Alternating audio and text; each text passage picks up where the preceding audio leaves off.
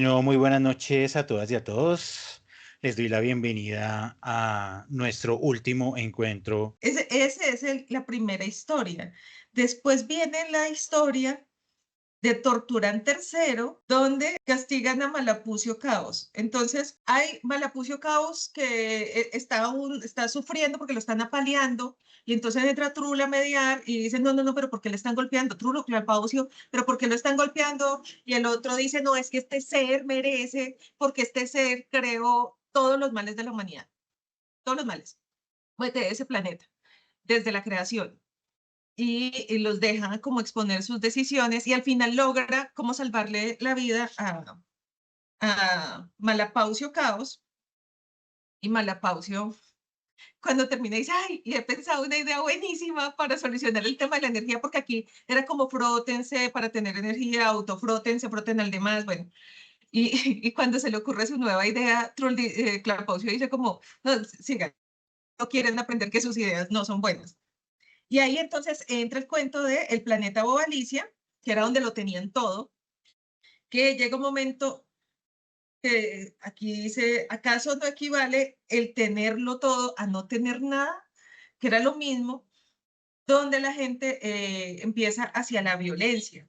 Y dentro de ese cuento aparece Bragelano, que es este rey súper lascivo, súper codicioso, tacaño, que los roscados izquierdos quieren que muera, pero no lo quieren matar, entonces conspiran con Lístulo, que es su asesor, con el propósito de que cometa autorregicidio y Lístulo crea los tres armarios que sueñan solos. Y ahí es cuando él se mete, o sea, es Braguetano el que se mete en cada uno de los armarios que le ofrece Lístulo para que él satisfaga. Y hay un momento, creo que es con una de las, con la que es la reina esta que es súper hermosa, pero que está metida en una cajita y que no se puede tocar, sí, a menos que le entre. Y hay un momento en el que bueno, él se quiere casar, ¿no? Ah, bueno, Adoricia. Entonces está la princesa Adoricia y él dice, la quiero. Y le dice, su majestad no puede hacerlo, la razón de Estado se opone. Y él contesta, ¿qué? ¿No puedo deshonrarla? ¿Profanarla un poquito? ¿Te has vuelto loco? Yo no puedo. ¿Y qué otra cosa hice durante toda la vida? O sea, su único propósito era profanarla, deshonrarla, dañarla, o sea, arruinarla. Entonces llegó, dame eso, una hachita, y yo la decapitaré. O sea, como déjeme lastimarla un poquito. Que es, o sea, ¿quién es este braguelano tan perverso y cómo sus vicios le permiten salvar su vida hasta que es su propia codicia la que termina castigándolo porque es él queriendo entrar en un sueño cada vez más interesante, al punto que incluso cuando sale a la vigilia no se da cuenta porque vuelve a meter la llave porque siempre es lo mismo. Y de ahí, de estos cuentos, o sea, imagínate, el cuento dentro del cuento con el cuento, pasamos a la máquina tercera, donde habla la primera, esta tercera es la que narra historias profundas y aleccionadoras. Y ahí meten la fluctuación local con una cazuela vieja, que es cuando Trull arroja una cazuela y a partir de esa cazuela se crea todo un vertedero de basura y en ese vertedero de basura aparece un ser que se construye a partir de la basura misma, enredándose, que es Jonamás autohijo y él es como un Jesucristo, pero como un Dios. O sea, es una cosa rarísima que se pasa un montón de tiempo reflexionando sobre quién es hacia adentro, hacia afuera, hacia el mundo. Y termina esta historia y aparece Cloriano Teoricio Clapóstol, que es este filósofo que escribe textos y textos y textos esperando la alegría, pues la alegría del reconocimiento, y que se encuentra con Clapaucio. Cloriano Teoricio Clapóstol muere y Clapaucio queda atrapado leyendo los textos del filósofo con ese último documento. Y ahí él da cierre a las tres máquinas narradoras y vuelve al escenario donde está con el rey Genialón, y es cuando Genialón decide no pagarle. Le dice, no, no, no le puedo pagar. O sea, yo, hay una parte que él dice, ¿cómo es? Ahora comprendo que no quiere aprender, sino distraerse. su único propósito era ese. Y el rey le dice, genial, le dice como, mire, si usted solo se hubiera dedicado a distraerme, yo hubiera quedado bien y le hubiera pagado lo que le tenga que pagar, pero resulta que esto es tan grande que nada de lo que yo le pueda dar va a compensar. Entonces, le voy a dejar la salud y la vida para que usted continúe con su obra. ¿Qué mejor premio? ¿Qué mejor pago? Que, o sea, es como esas relaciones donde a uno le hacen todo mal y aparte de eso uno queda con sensación de culpa. O sea, la angustiada pasa horrible y luego ya sale uno como de, ay, respiro después del rey genialón y todas esas historias para meterme a la altruicina, que en altruicina es el único momento en el que mencionan Siberiada.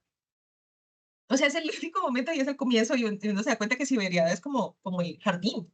O sea, no está tan, no sé por qué le pusieron el nombre, realmente, porque es que la Siberiada no resulta, pues, como una cosa tan trascendente a lo largo de las historias. Y en Antrocinia es cuando el ermitaño Bonifacio se encuentra con alguien, y ya no me acuerdo si es Trullo o Clapaucio, y ahí empieza a conversarle él sobre su vida y el momento en el que él quiso hacer feliz a la humanidad, pues a la humanidad, no al cosmos. Y termina diciendo que cura de una vez y para siempre las ganas de dar la felicidad al prójimo con métodos acelerados, porque todo lo que sucede con el uso de la altruicina termina siendo nefasto. Y entonces pensaba en todas las personas que busquen estas promesas de efectos rápidos, de resultados rápidos. O sea, soy esas personas. Pienso en esas personas que soy yo, que es lo que quiere que con hacer dieta un mes ya el cuerpo elimine el colesterol malo. O que con ver un tutorial ya uno pueda dominar, no sé, el tejido de punto. O sea, hay un momento en el que dar la felicidad al otro no necesariamente garantiza esa felicidad. Y el método acelerado rara vez le permite a la persona disfrutar de ese logro. Y no solo el problema es disfrutarlo, sino alcanzar la sabiduría necesaria para poder apreciar. Entonces, esta conversación del ermitaño contando cómo fracasó de esa manera tan brutal es dolorosa, pero al mismo tiempo tiene muchísimo sentido en la medida en que somos muy proclives a olvidar las cosas buenas que nos pasan y a no apreciarlas cuando están sucediendo y lo que sucede cuando, por ejemplo, ganamos una lotería. Ojalá. O cuando alcanzamos algo, cuando conquistamos algo rápidamente, como que baja un poco el placer de. Entonces, me acordaba mucho de estos cursos y estas estrategias para leer más libros a lo largo del año. Lees 200 libros en el año, pero no era como el propósito porque la idea era tener el tiempo para leer. Y pensaba también en estos usos de la inteligencia artificial que ahora están haciendo música, no sé si escriben novelas completas, pero sí cuentos, que son como una herramienta para escribir nuevas historias, que hacen estas imágenes, que hacen video, que suplen. Y yo no, o sea, cuando yo pensé en la inteligencia artificial, la quería para que, como a lo Asimov, para que me solucionaran el problema de los trabajos domésticos, para que solucionaran el problema de la basura que genera la humanidad, para que mejoraran los cultivos, para que trabajaran en la minería y que entonces las personas pudiéramos tener una mejor calidad de vida para crear. O sea, yo no quiero que la inteligencia artificial me resuma el libro, yo quiero que la inteligencia artificial limpie todos los pelos y el polvo de mi casa y me deja a mí el tiempo suficiente para sentarme a leer y yo hacer mis propios resúmenes o sentarme a escribir o dibujar. Si yo no quiero que la inteligencia artificial cree, yo quiero que la inteligencia artificial haga, que se la pongan a la aspiradora, que se la pongan al lavaplatos, que se la pongan a la nevera para que me conserve mejor los alimentos, que se dedique al cultivo, a las curtiembres, a todo eso, pero no que haga lo que es el proceso creativo. O sea, esa parte no era para eso, no la quiero para eso, no me sirve para eso. Entonces pensaba mucho que ese Bonifacio tenía mucha razón en ese proceso, porque de alguna manera él había intentado darle a la humanidad lo que ahora pretenden vendernos como una solución rápida a algo, ¿sí? Entonces, pues no sé cómo lo estén viviendo en este momento las personas que ejercen la docencia, pero para mí sería muy complejo intentar estimular el aprendizaje, la creación y el conocimiento en mentes que sienten que todo está dado por la inteligencia artificial y que simplemente no tienen que ponerme atención, porque para eso están estas aplicaciones que les permiten tomar notas, hacer resúmenes y generar documentos, ¿sí? Entonces, ¿cuál es el sentido? Pues la idea es que te tomes el tiempo de aprender a escuchar, aprender a entender, aprender esas habilidades, sino que te las suplan, porque esa no era ese no es el estímulo para la inteligencia natural. Solo la inteligencia natural puede permitirle a la persona crear lo suficiente o entender la complejidad de la mente lo suficiente como para crear la inteligencia artificial y no ponerla a mejorarse a sí misma. Yo no sé si la altruicina pueda asimilarse mucho a la tecnología. Em, además que me gusta mucho cómo ponemos primero el escenario donde esta persona está sufriendo dolores de parto y todos en la hostería están viviendo los dolores de parto, ¿sí? Y después llega a este otro lugar donde está el matrimonio celebrándose y todos andan lúbricos por el placer de la pareja que está en su luna de miel. Y después entonces todos quieren huirle al dolor y entonces a la gente que está sufriendo la sacan y la expulsan porque nadie quiere experimentar el dolor. O sea, esa altruicina es como la empatía, pero en polvo, diluida y tomada a lo bestia. Entonces, ¿qué pasaría con la altruicina? ¿La podríamos tomar? O sea, yo no sé si podría convivir con el hambre que deben estar experimentando las personas en la calle o si podría experimentar la angustia que deben estar viviendo en este momento las personas en Palestina o en Ucrania o en Sudán o en el Catatumbo. O sea, no, no creo, no me siento capaz para vivir eso. Y tampoco me siento interesada en experimentar el placer de otra persona. O sea, ¿qué era esa felicidad a la que quería apuntarle a este personaje? O sea, ¿cuál era? Ese era el problema de este personaje, que no sabía a qué hablábamos de la felicidad, que la felicidad, así como el filósofo antes que decía como, cósete tu propia, cósete tu propia filosofía, ¿no? ¿Cómo es que se llama? El sastre, el, la, es que le llama él, la sastrería, algo, así como podríamos hacernos nosotros diseñar nuestra propia filosofía, podríamos diseñar nuestra propia felicidad y eso suena como a cliché, pero al mismo tiempo es lo que queda, o sea, ese cliché es cierto, es una construcción propia, no la puedes comprar porque leíste una entrevista, porque escuchaste un podcast. O sea, puede haber mucha gente que te muestre cómo es el sufrimiento, puedes leer muchos libros sobre gente que sobrevive al cáncer o que no lo sobrevive, o entender cómo funciona la enfermedad, pero nada de eso te va a preparar para vivir la enfermedad en ti. O sea, o nada de eso te va a preparar para vivir la maternidad o para vivir cualquier cosa. El sastre de la existencia, palabra, el divino título. O sea, nada de eso te lo da. Entonces, cuando alguien con con todo el altruismo, Bonifacio quiere solucionarlo, pues el altruismo no es suficiente. Y es tan potente eso porque, bueno, no sé, de pronto en algún momento efectivamente personas despreciables como Musk pensaban que ir hacia otros planetas fuera altruista para la humanidad, pero pues en el sastre de la existencia diría lo contrario, o sea, pues no necesitamos salir del planeta. Puede que sea interesante, puede que impulse las matemáticas, pero pues no, eso no, por más altruista que te parezca, eso no lo hace, no lo soluciona los problemas a todo el mundo, ni atiende a las necesidades de todo el mundo. Lo mismo estos que se inventaron las criptomonedas, o aquellos que están pensando en cómo mejorar la producción de algo, o los que están preocupados hoy por la baja natalidad. O sea, ahí era como, ¿cómo carajos uno se para en el lugar de Bonifacio a pensar? Quiero hacer feliz a todos, quiero solucionar el hambre, quiero solucionar el dolor, quiero solucionar el sufrimiento y al mismo tiempo te das cuenta que no lo puedes hacer, que por lo menos no lo puedes hacer por la vía rápida y que cada persona tiene que transitar un proceso para poder llegar y que esas respuestas inmediatas dan insatisfacción. Y es como termina uno de leer eso y dice como, "Pum, ya, me morí, o sea, no puede ser que un cuento tan corto tenga tanta trascendencia y que en un libro tan corto haya tanto, o sea, es muy rudo. Yo siento que este libro, con su habladito suavecito de reyesitos, principitos y todas estas cosas, termina siendo muy rudo con el lector, sobre todo con el lector que tiene la mala idea como nosotros de leerlo despacio para comentarlo.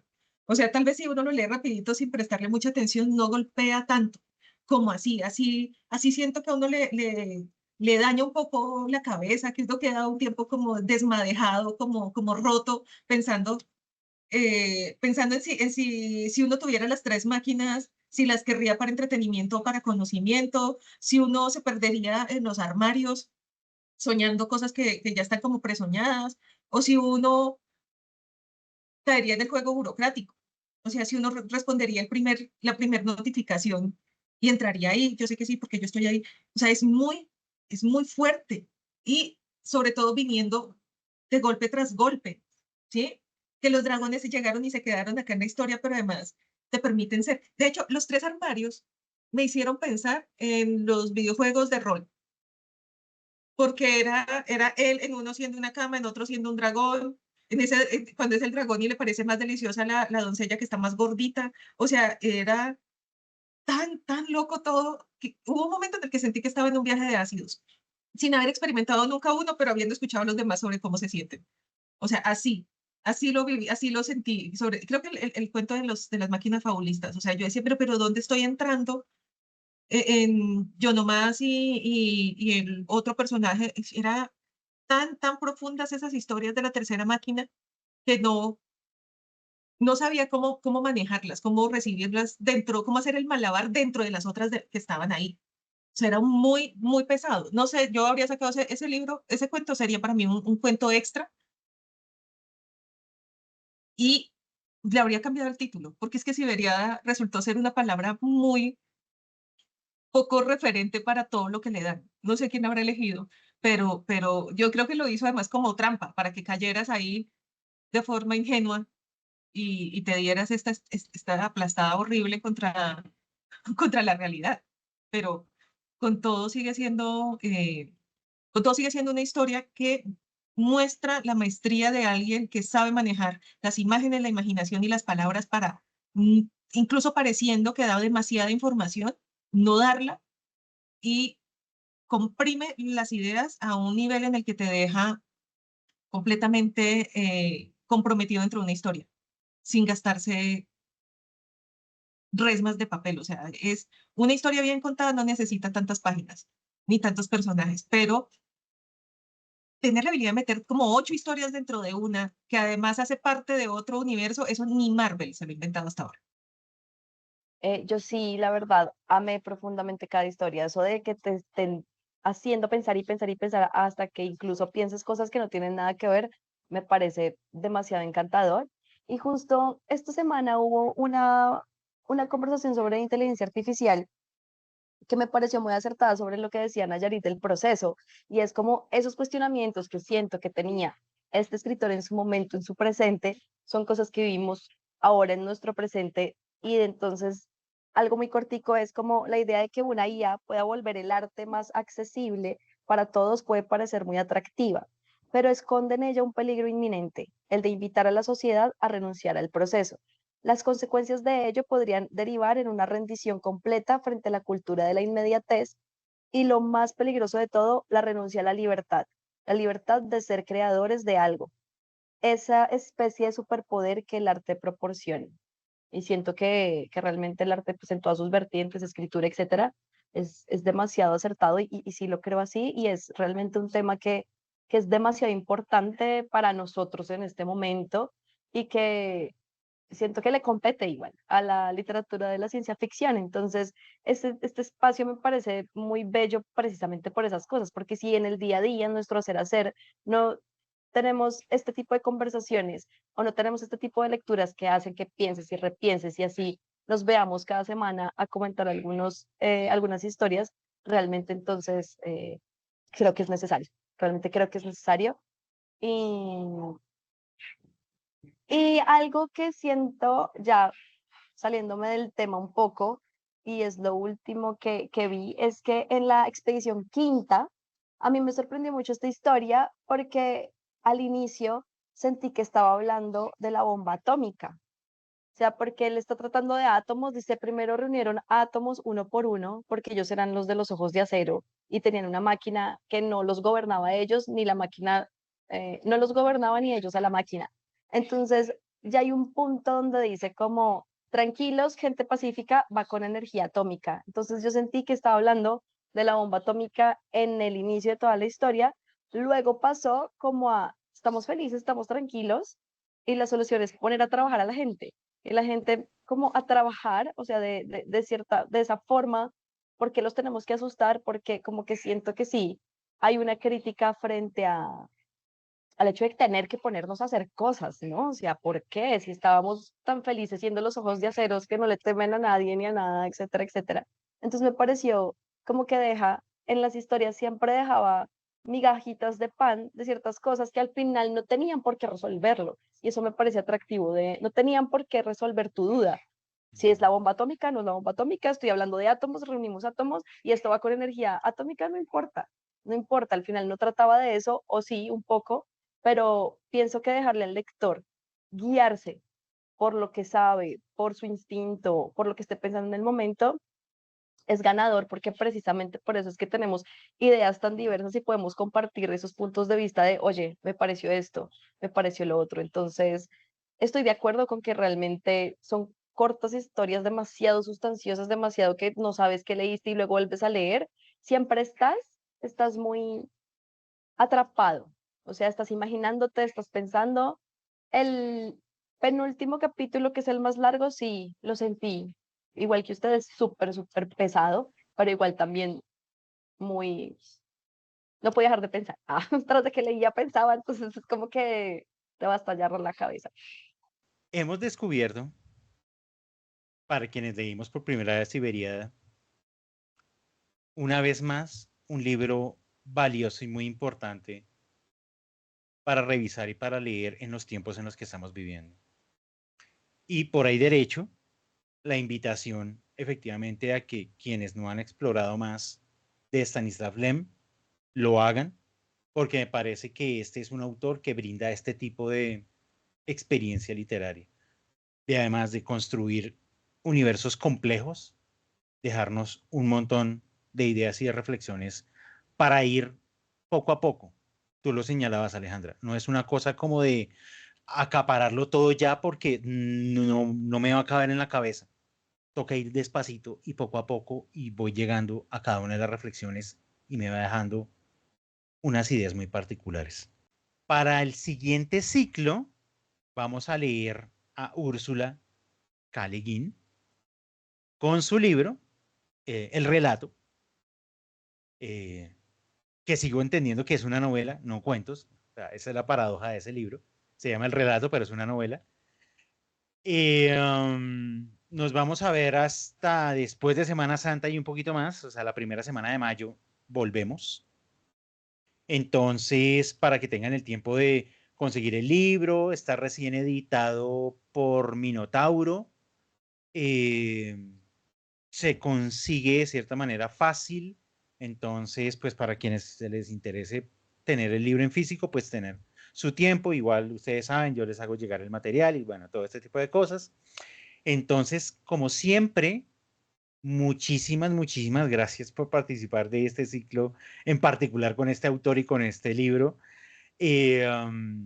Nos vemos en el próximo ciclo, a la misma hora, el mismo día. Les estaré haciendo llegar el enlace de inscripción a, a ustedes y a través de las redes sociales de No Escritores para que quienes se interesen en acercarse a Úrsula K. Le Guin con este libro, pues participe del siguiente ciclo. Muchísimas gracias. Pásenla bueno, disfruten, descansen, relájense en estas semanas después de tanta intensidad y nos vemos el próximo ciclo. Pásenla bueno y ahí nos vemos. Diego, mil gracias, gracias a todos. Chao, chao.